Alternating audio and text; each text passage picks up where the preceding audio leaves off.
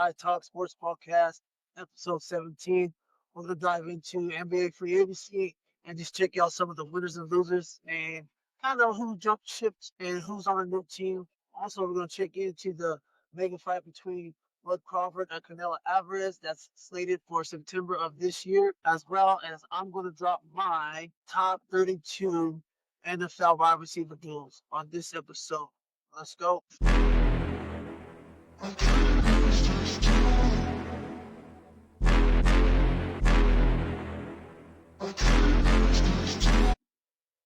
This is shout out to RSTP Network for holding us down. Catch us on sports. Catch us on TikTok ads, Side Talk Sports. Also, don't forget to subscribe to the channel. You did. So always, I hope everyone had a blessed 4th of July weekend. I know this podcast came out a little bit too late, but it is what it is. So, a couple things that are coming up. We're going to get into NBA free agency. Check that out. See the winners and losers. Not just that, just talk that stuff, as well as the Crawford, Canelo Alvarez that is slated, like I said, end of this year or in September. Or John Jones calls it a career. I believe he's the greatest of all time, but that's just me. Also, the streets are talking. What's going on with the whole Jim Jones and Nas thing? I think it's kind of weird, but hey, it's two different eras in my mind, even though they're the same age. And also, my top 10 wide receiver duels in the NFL coming into 2025. So look, and it's just kind of crazy. They're gonna free up space. My bad. They're gonna free up space and just let's take the hit. So he's honestly just gonna be a free agent and still get paid while not doing nothing for a whole year because he tore his Achilles. And what else are you gonna do? You know what I mean? You're just gonna have to let him free up, or just let him just sit there, get better, and then he's just gonna pick the team he wants. There's noticeable teams that want him, but we'll just guess we'll see. And another couple big free agents that are happening as well is Atlanta Hawks got better with Kristaps Porzingis in a trade with the Knicks. Alexander Walker signed a 4-year, $60 million deal, as well as the Knicks got smarter and picked up Jordan Clarkson. And I don't know how to say his name, but I feel like they got depth and got better. Lopez joins the Clippers, a 2-year deal, which that's going to be pretty tough for us, for the Nuggets, because the West is getting better every day. Dennis Schroeder signs a 3-year, $45 million contract with Sacramento. And then Tim Hardaway Jr. for signing a 1-year vet minimum with the Nuggets. Honestly, I think that adds depth, and I'll get into the Nuggets in a totally different episode. So my big thing about this whole free agency, other than the big news the Nuggets made and everything else, is the fact that Milwaukee is literally paying to cut Dame Lillard out the situation and shifting Giannis into a whole new, I guess, team, which I don't see them getting any too better, but that's hearsay. You dig what I'm saying? So, but everyone just went everywhere. Kevin Durant went to Houston. That's gonna be a contender. I feel like the Nuggets. Dallas is the big one. They got Cooper Flag, Kyrie if he gets back in, come back healthy. You got the Browns, you got Anthony Davis, you got all them. So it's gonna be a push to the race, and I feel all those teams at the top, like a top 6 team that's gonna contend. There's gonna be a lot of. It's gonna be exciting for basketball season come back around with all these new moves, and then the whole thing with the Nuggets and Valanciunas and want to go to Greece, all that good stuff. But we're moving on from that. But one thing I want to get to is Terrence Crawford versus Canelo Alvarez. This showdown is already one of the biggest fight of the year, going to be the biggest fight of the year. It's going to be September 13, 2025 at Alliance Stadium. So it's going to be in the football stadium in Vegas, holds 65 plus fans, and it's on Netflix. And again, with Netflix, I'm going to say this, y'all. Netflix, I don't want to see that bullshit that happened with Mike Tyson. You dig what I'm saying? You better get that capability to stream everybody that's going to watch that fight. You know what I mean? So it's put on by, who is it? Dana White, sorry. Dana White is kind of promoting this, which that's dope, because he's probably one of the best promoters, and now he's getting into boxing, which is pretty dope too. So I'm kind of excited for Dana White to, jump on this bandwagon when it comes to this fight. So records are Canelo is 63 2-2. Power, body puncher, counter puncher experience at 168. Crawford 41-0, 31 knockouts, uh moving up in weight. Um, what is he? He's elite boxer IQ, quick. I feel like I told you, stated in previous episodes, that I feel like Crawford's going to win this just because his speed, and quickness and foot speed, hand speed as well. The titles that are on the line is Canelo's defense the undisputed WBA, WBC, IBF, WBO, and the super middleweight crowns against Crawford. That moves up a Division 2 fight, Canelo Alvarez, which this is going to be an epic fight. It's going to be. I'm already excited for it. We just gotta wait till September. You know what I mean? So that's going to be pretty interesting to see how leading up to it. But there's some spiciness going to it. So I want y'all to check this stuff out about. Mention one elite fight. Just mention me one. So Poster wasn't elite? Who? Victor Poster. Who's that guy? Cause champion in that moment beat Mr. Poster in my gym. So Ricky Burns wasn't elite? Oh, Ricky Burns doesn't elite. Okay. He's not elite. Is there a champion?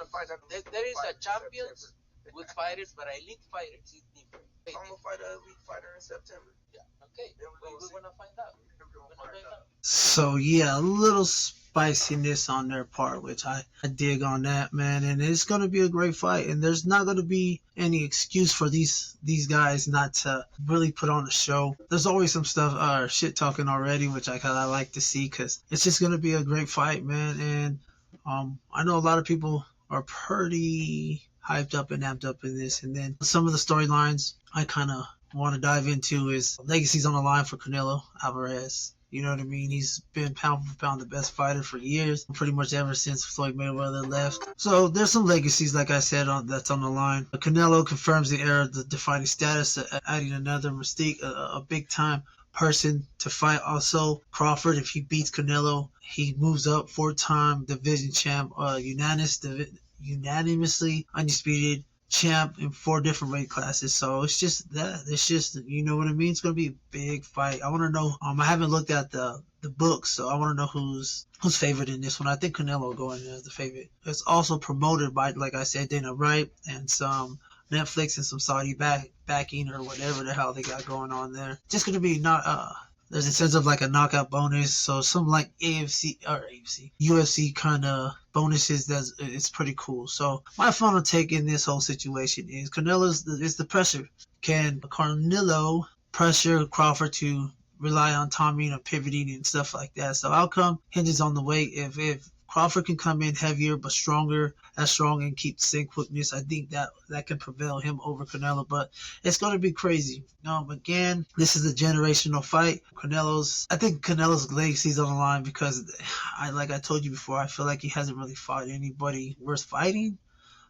Crawford he did, but there's some ifs, ands, and buts. Canelo fights some good fighters, but I don't know. I just feel like he's been last couple of years he's just picking bums or something like that. But again, it's September 13th, 2025 in Las Vegas at the Raider Stadium, Alliance Stadium.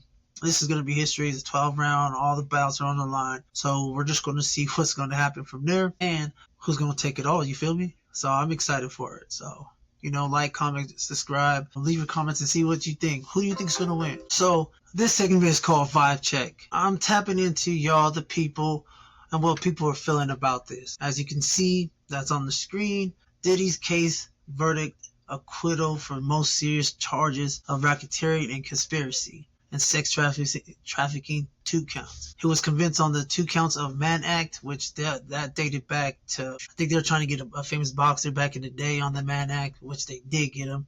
So each charge of the Mann Act charges carries up to 10 years. Waiting to learn a lot during this pre-sentencing reports that whether he's going to gain bail or not, which he didn't, as we all know. So now, Diddy, I want y'all to get a like and comment to tell me what y'all think about this situation. So, but now what's next for Diddy? Brand is collapsed. It's done. It continues to collapse, with Ciroc and Revolt and all his brand deals that he had. I don't think he's getting those back anytime soon, as well as the music industry. I don't know. His circle is pretty small now, so we'll see who he messes with or who still messes with him at that end of the day. Long term, let's just find out what happens. You know what I mean? I know tomorrow will be his sentencing, I believe. I think they push a hearing for whenever his sentencing is. Honestly, my really observation of this whole situation, I didn't think he was going to get the conspiracy and racketeering to conspiracy or the sex trafficking. First off, most of y'all niggas be doing that shit anyway and flying chicks out.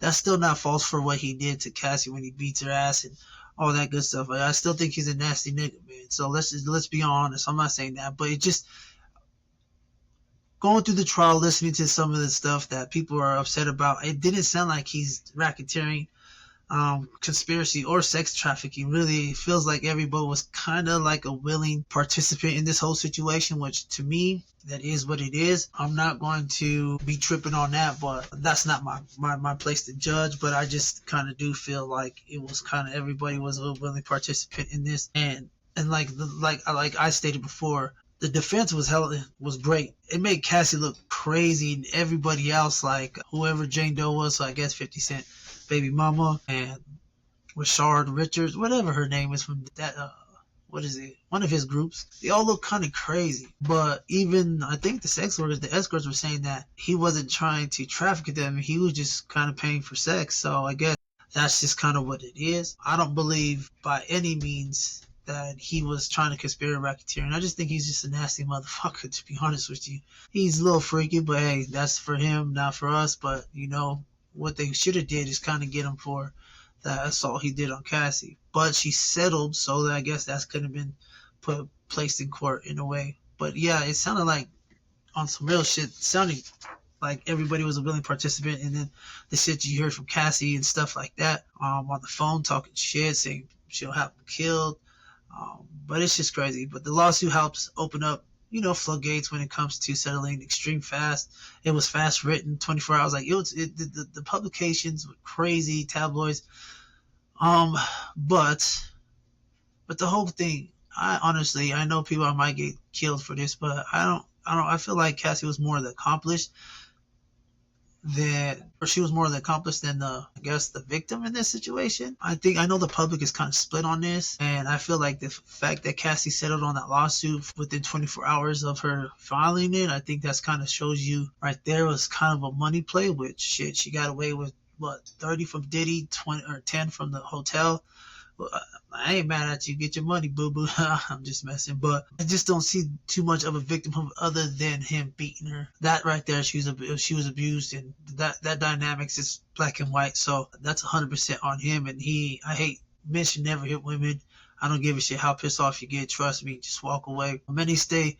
It's just to me, it was a toxic relationship. Again, that don't mean he should abuse her, but I feel like that's the whole why he was indicted for RICO. I think she was a willing participant, and I think all those women that he was messing with, and he even stated that he's messing with a lot of women, which it's Diddy, so you would think that people would already know that, but I think they all were kind of willing participants in this situation. So still crazy, still nasty dude. He's just, I guess we'll just see what happens in sentencing. But on the racketeering sex trafficking acquittals, I just think there's no mean, constant, organized, profits, or legal behavior with multiple players. So even with the racketeering, it was a profit driven. He's a billionaire, so he had money. He's not having bad boy records. Profit is sex trafficking, ring, and racketeering and conspiracy. So I didn't think he was going to get him there. And then the sex trafficking involves providing coercion. I don't think he convinced any of these people, any of these women or dudes. I just think they're willing participants, or they just like,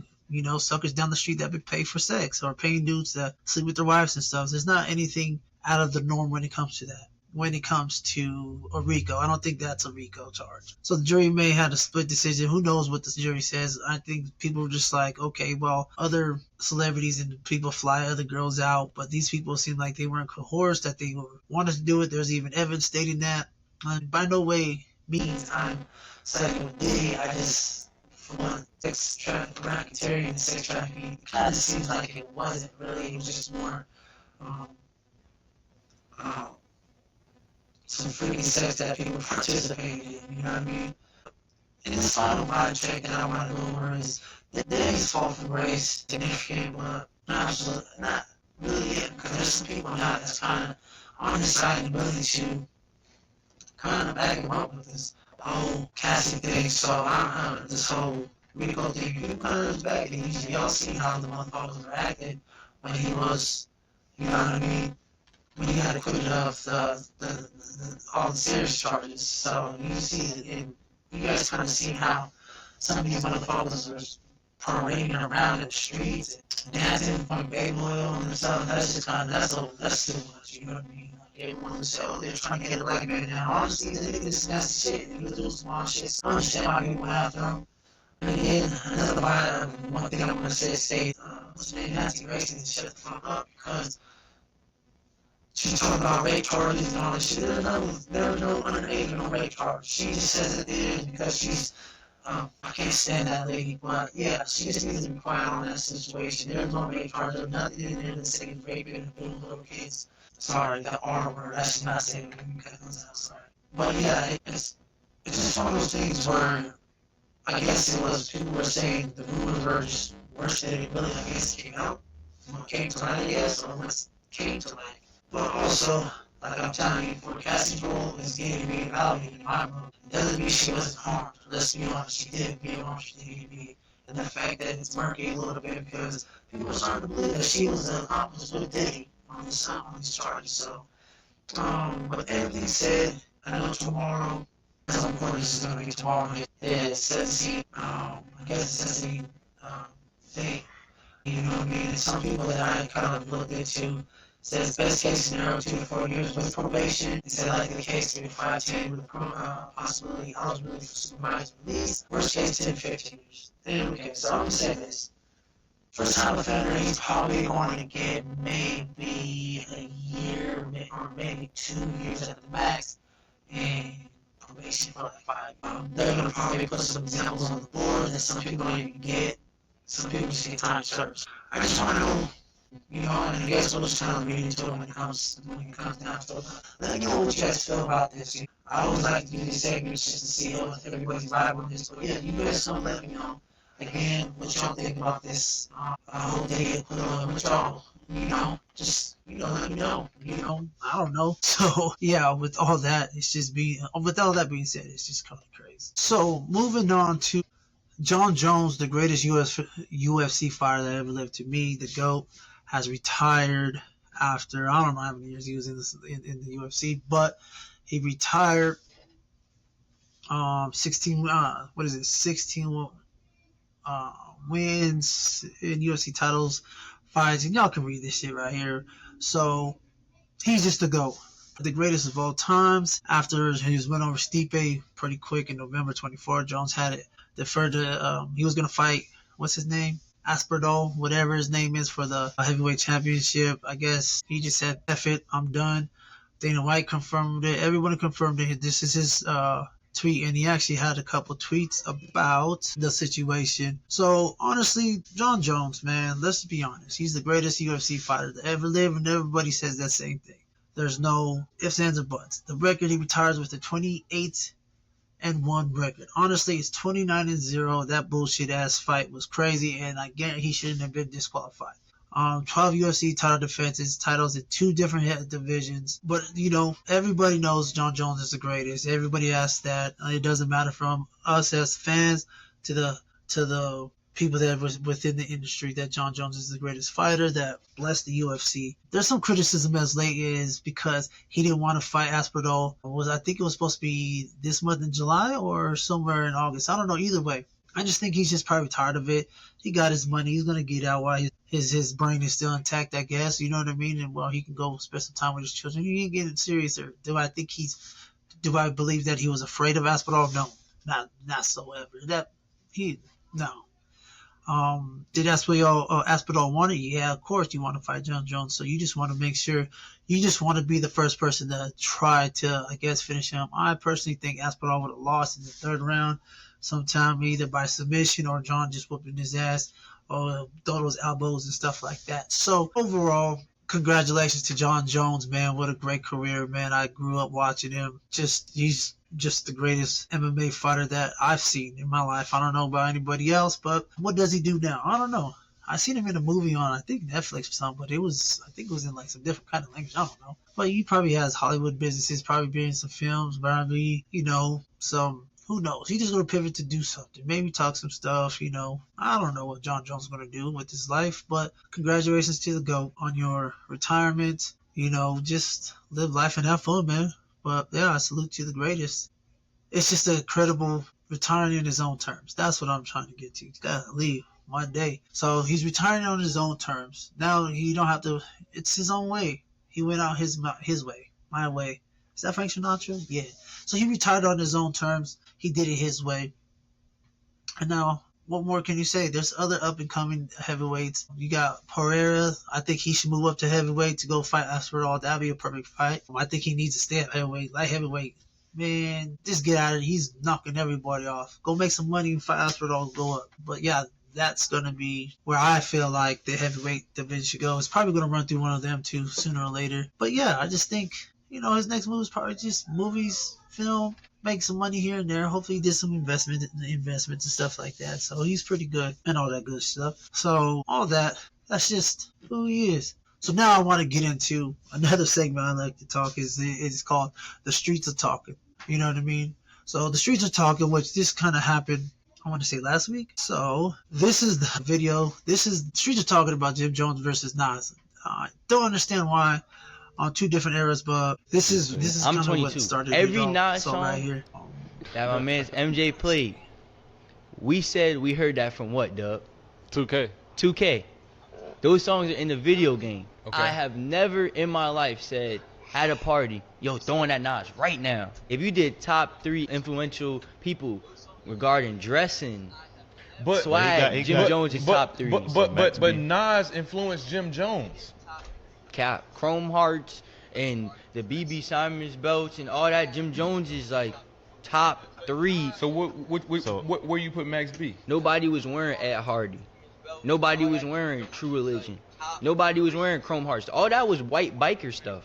He brought that into the culture. And how old are you, real quick? 23. 23. So Nas first dropped 94, right? So that's a different time period where this is not really even checking for numbers yet. He came in at a period where he's checking for the skill of the game. You're comparing two different eras, and I feel like it's a little bit disingenuous. It's the difference between being in the game and being relevant. But Jim Jones is more relevant than Nas. Jim Jones and Nas are in the same era. Jim Jones is 48 years old. Nas is 51 years old. Jim Jones just wasn't a rapper and didn't know how to rap when Nas was rapping. No matter what Jim Jones has improved to, it's still not Nas. But Like, you can know put a it's V12 funny. in a Honda, it's You not know a it, Lamborghini. but you know it's funny. The last Nas album is not better than the last Jim Jones album. It's not better than the last 3 Jim Jones. By what albums. metric, By what, though? yeah, By that's- bars, by everything. El Capo, It's better the than deluxe is better than King's Disease. So yeah, so that's what's kind of started it all when it comes to this whole Jim Jones and Nas debate. I love both of them, man. I completely different, but to me they're completely different eras. I respect Nas heavily, but I'm a '90s head, and most of these younger kids today don't even know who's what he's done for the culture. So it's the same way how some of these people feel about Jay-Z. Like some people label Jay-Z as used to be rapper that is Beyonce's husband, if you get what I'm saying. So, but with that, Jim Jones jumped on Jada and Fat Joe's podcast, which that's funny. So we'll see what he says, man. Let's check this out. Instagram, where a young kid was comparing you to Nas and saying that you got Yeah, that's my young boy. big right there. hits. He's wild. Yo, he looked to you. He learned how to wear the BB Simon belt from you. He got his swag. Like, how crazy is that? Because in my era, you know what I'm saying? Nas is like a god. In my right? era, in my era too. I mean, So to be compared- But let me That young kid out. He was young, and we loved that he loved Jim Jones. I want you to break it down. Let's break this down. I admired Nas, but remember Nas' first record, The Barbecue, came out when I was in 11th grade. So Nas was my idol when I was young. Like you did, came to dressing, the wordplay, the music, everything. I was a superior Nas fan.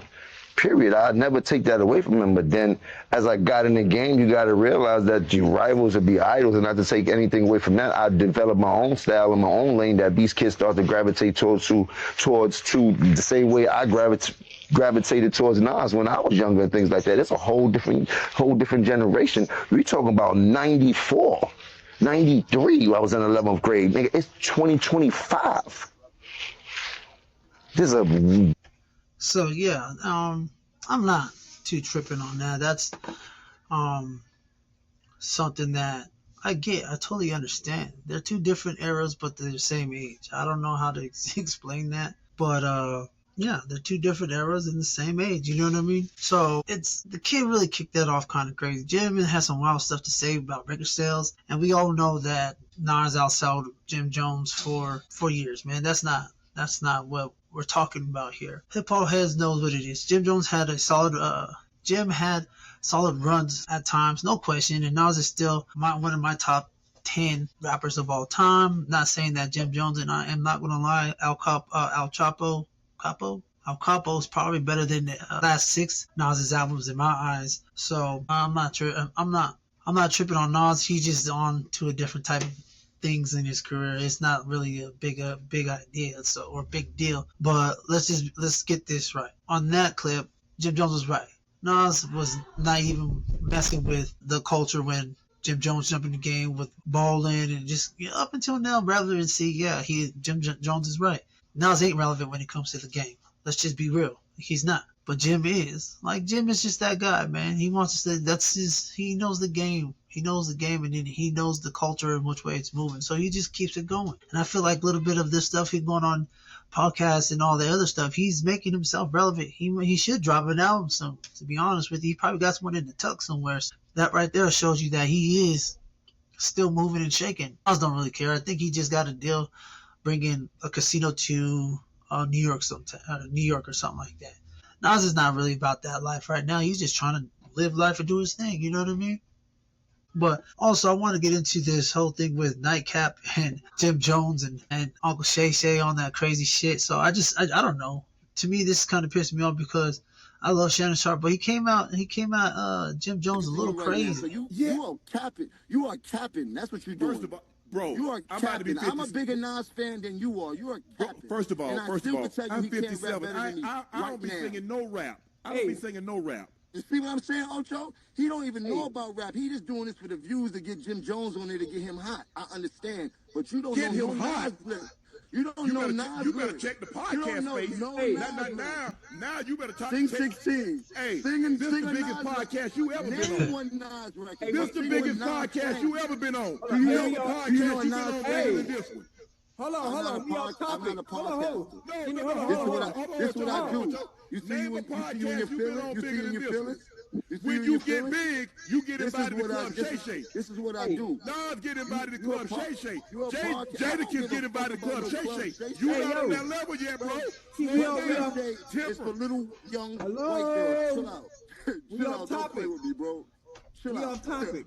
You're dealing with the wrong one, bro. Right here, bro. So yeah, man, come on, Shannon, dog. You didn't have to do Jim like that, man. Jim is a stand-up dude, man. I know he was popping that shit, but let's just get that out the way. Jim is currently moving irrelevant than Nas, whether people want to admit it or not. And honestly, I doubt that Nas even cared, like I stated before. But Shannon came out Jim and felt a little extra. Diddy. You didn't have to go there. Shay, come on, dog. You know, you gotta respect the man. I know he's talking shit, but you know, he's kind of in his feelings over the whole relevancy, I guess, thing. But personally, I roll with both Jim and Nas. It depends on the vibe I'm in. I never saw them as being a same tier of lyrically or legacy wise. That's just me. Anyways, like I said, the comparison is a wild take for most people, and that's totally understandable why Jim said what he said. A lot of younger cats do fuck with Jim Jones because of the relevancy and how he dresses, and he's just that swagged out generation. So that's just kind of what that is. Nas really listened to Nas like that. So most of the generation hasn't really listened to Nas like that. Like I said, and we're just being honest, Jim's El Chapo album was, like I stated previously, is better than the Nas's last 6 projects to me, but that's just me. That's what the streets are talking about. Like I said, the streets are going to have different opinions. Just let me know in the comments and all that good stuff. But honestly, Jim Jones has his lane. Nas has his lane.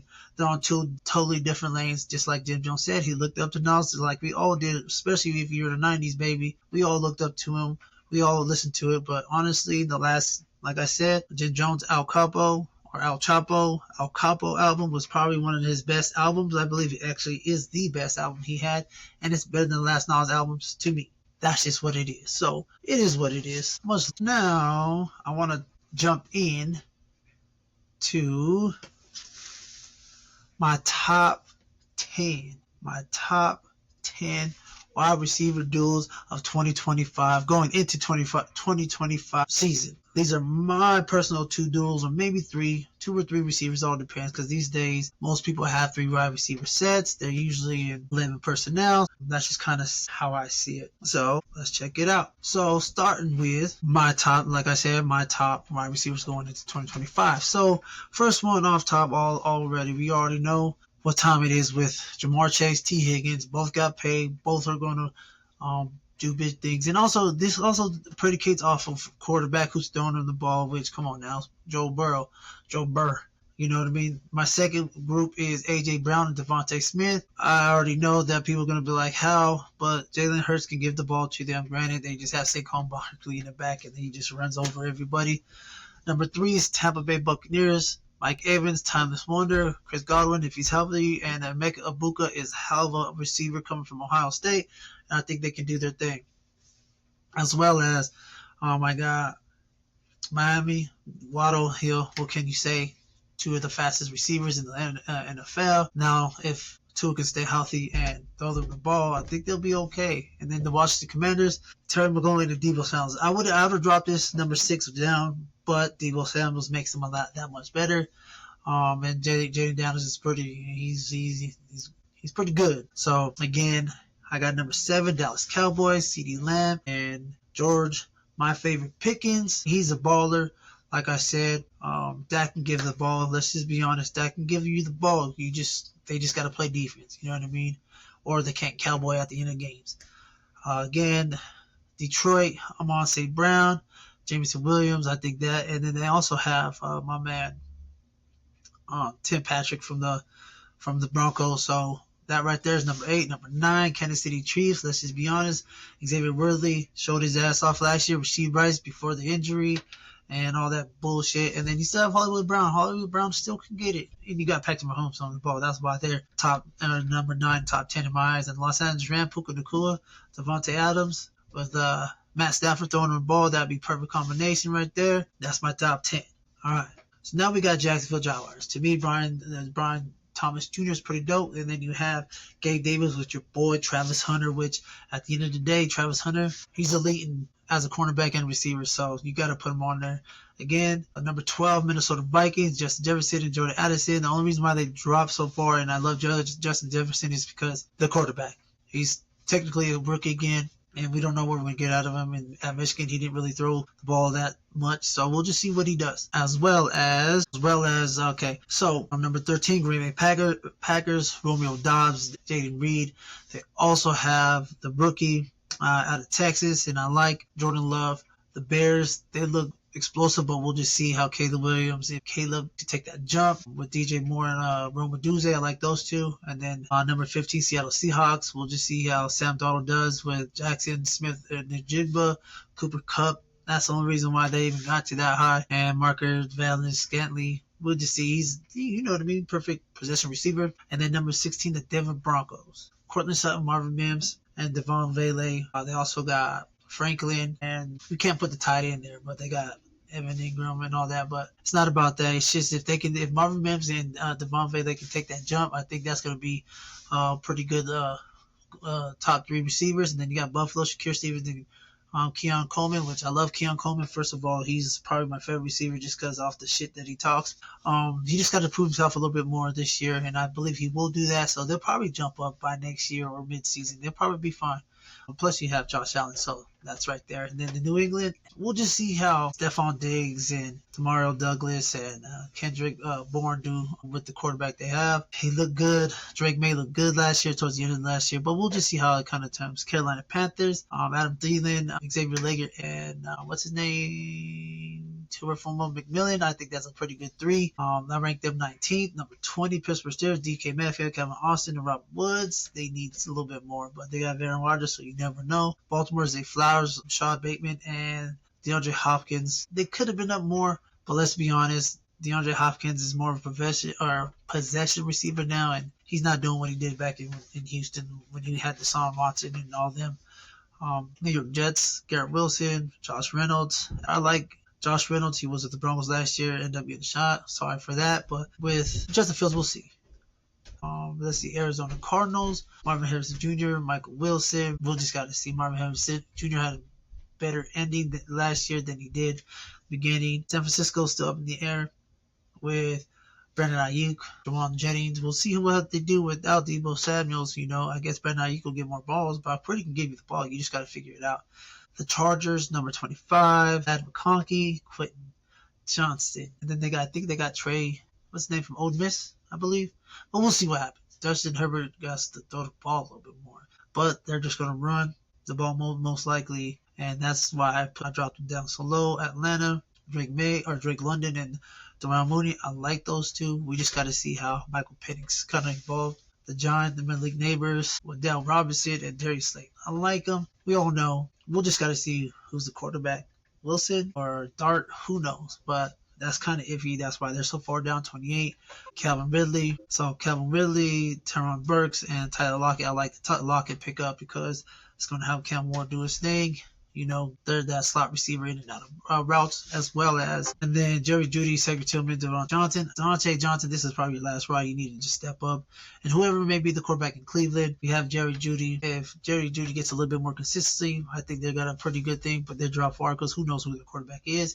We're just going to have to see. And we'll talk more about that quarterback battle here soon when training camp is only 2 weeks away, so we'll get into all that stuff. And then at the Colts, who knows? Daniel Jones is throwing the ball, so Michael Pittman's always a good thing. Josh Downs always a good slot, but we'll see what happens with that. Las Vegas Raiders, I honestly just know they got Dante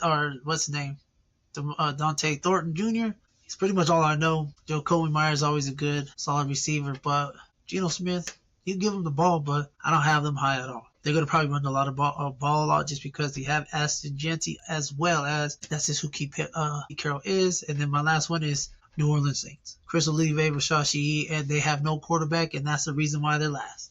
Because no one knows who's going to throw them the ball or what they're going to do. You feel what I'm saying? So who knows? Who knows about that? We'll just see, and we'll see how that turns out. So again, thank you for watching Side Talk Sports Podcast, powered by RSTP Network. I'm your boy Eli Griffin. You can catch me on all the socials at eGriffII on Twitter, on X. Subscribe to the channel. Let me know how you feel. Like, subscribe, hit that stuff below. Side Talk Sports. And watch out for Orange and Blue Country Today and Locker Room Talk with your boy. I appreciate y'all. Again, leave a comment. Show some love. Again, much love. Peace.